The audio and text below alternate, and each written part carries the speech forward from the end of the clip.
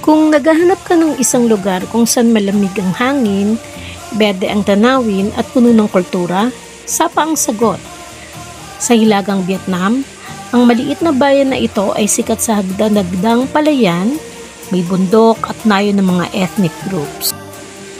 Alam niyo kung magtatanong kayo sa akin kung anong highlight ng Sapa, sigurado akong sasabihin ko yung Cat Cat Village. Kasi ito yung nayon ng Hmong people na puno ng kulay, kultura at hagdan-hagdang palayan. At oo, medyo workout din sa paa mo. Grabe, nakakapagod. It is more than a destination. Experience siya, hindi lang picture perfect ang lugar, kundi puno rin ng kultura, tas adventure, konting challenge para sa mga legs mo. Talagang mananakit yung legs mo. And then, dun sa Cat Cat, merong waterfalls. Pagdating mo dun sa waterfall, wow! Malakas pero relaxing ang bagsak ng tubig. Perfect!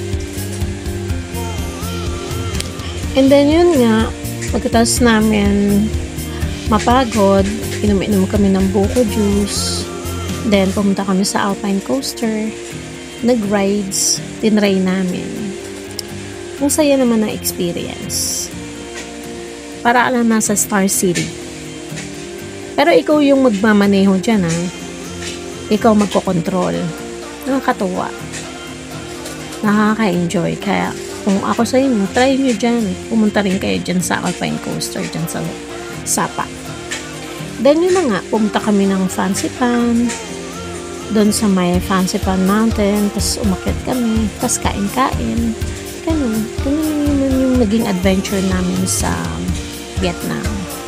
Bale, nagstay kami doon ng 4 days.